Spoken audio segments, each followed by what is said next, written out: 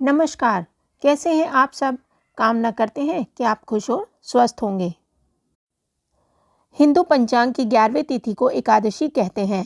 यह तिथि मास में 2 बार आती है, पूर्णिमा के बाद और अमावस्या के बाद। पूर्णिमा के बाद आने वाली एकादशी को कृष्ण पक्ष की एकादशी और अमावस्या के बाद आने वाली एकादशी को शुक्ल पक्ष की एकादशी कहते हैं। चैत्र माह के शुक्ल पक्ष में पड़ने वाली एकादशी को कामदा एकादशी कहते हैं। हिंदू मान्यता अनुसार इस दिन व्रत पूजन करने से अधूरी मनोकामना विष्णु भगवान जी पूरी करते हैं, इसलिए इसे फलदा एकादशी या कामदा एकादशी भी कहा जाता है। कामदा एकादशी की कथा प्राचीन काल की बात है। नागपुर नाम का एक सुंदर नगर था, जहाँ सोने के महल बने हुए थे। उस नगर में पुंडरीक आदि महाभयंकर नाग निवास करते थे। पुंडरीक नाम का नाग उन दिनों यहाँ राज्य करता था। थाम, गंधर्व, किन्नर और अप्सराएं भी उस नगरी का सेवन करती थी। वहाँ एक श्रेष्ठ अप्सरा थी जिसका नाम ललिता था। उसके साथ ललित नाम वाला गंधर्व भी था। वे दोनों पति पत्नी के रूप में रहते थे। दोनों ही परस्पर काम से पीड़ित रहा करते थे।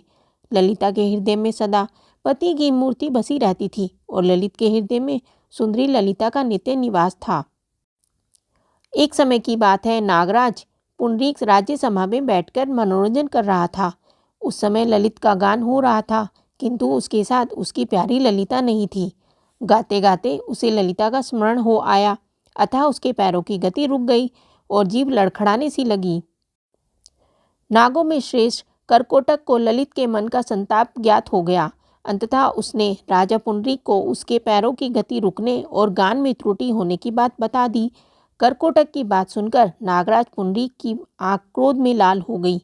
उसने गाते हुए कामुत्तर ललित को शाप दिया, दुर्बुद्ध, तू मेरे सामने गान करते समय भी पत्नी के वशीभूत हो गया, इसलिए राक्षस हो जा। महाराज पुंडरीक के इतना कहते ही वह गंधर्व राक्षस हो गया। भयंकर मुख, विकराल आंखें और देखने मात्र से भय उपजाने वाला रूप, ऐसा राक्षस होकर यह कर्म का फल भोगने लगा। ललिता अपने पति की विकराल आकृति देख मन ही मन बहुत चिंतित हुई। भारी दुख से वह कष्ट पाने लगी। सोचने लगी, क्या करूं, कहाँ जाऊं, मेरे पति पाप से कष्ट पा रहे हैं। वह रोती हुई घने जंगलों में पति के पीछे पीछे घूमने लगी। वन में उसे एक सुंदर आश्रम दिखाई दिया, जहाँ एक मुनि शांत बैठे हुए थे। किसी भी प्राणी के साथ उनका वैर विरोध नहीं था।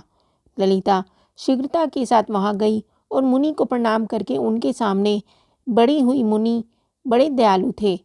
उस दुखनी को देखकर ये इस प्रकार बोले, शुभे, तुम कौन हो और कहाँ से आई हो, मेरे सामने सच सच बताओ। ललिता ने कहा, महामुनि, वीर धनवा नाम के एक गंधर्व हैं। मैं उन्हीं महात्मा की पुत्री हूँ। मेरा नाम ललिता है। मेरे स्वामी अपने पाप दोष के कारण राक्षस हो गए हैं। उनकी यह अवस्था देखकर मुझे चैन नहीं है। महामुनि, इस समय मेरा जो कर्तव्य हो वह बताइए। जिस पुण्य के द्वारा मेरे पति राक्षस भाव से छुटकारा पा जाए, उसका उपदेश कीजिए।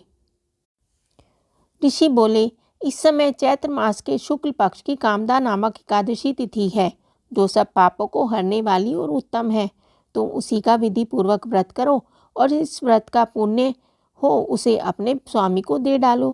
पुण्य देने पर क्षण भर में ही उनके शाप का दोष दूर हो जाएगा। मुनि का यह वचन सुनकर ललिता को बड़ा हर्ष हुआ। उसने एकादशी को उपवास करके द्वादशी के दिन उन महर्षि के सामने ही भगवान वासुदेव के समक्ष अपने पति के उद्धार के लिए वचन कहा, हे भगवान जी, मैंने जो यह कामदा एकादशी का उपवास किया है, उसके पुण्य के प्रभाव से मेरे पति का राक्षस भाव दूर हो जाए। वशिष्ठ जी कहते हैं, ललिता के इतना कहते ही उसी क्षण ललित का पाप दूर हो गया। उसने दिव्य देह धारण कर लिया, राक्षस भाव चला गया और पुनः गंधर्व की प्राप्ति हुई। नृपश्रेष्ठा, ये दोनों पति पत्नी कामदा के प्रभाव से पहले की अपेक्षा भी अधिक सुंदर रूप धारण करके विमान पर आरूढ़ होकर अत्यंत शोभा पाने लगे। तो यह थी कथा कामदा एकादशी की। आपको कैसी लगी हमें कमेंट करके जरूर बताएं। धन्यवाद।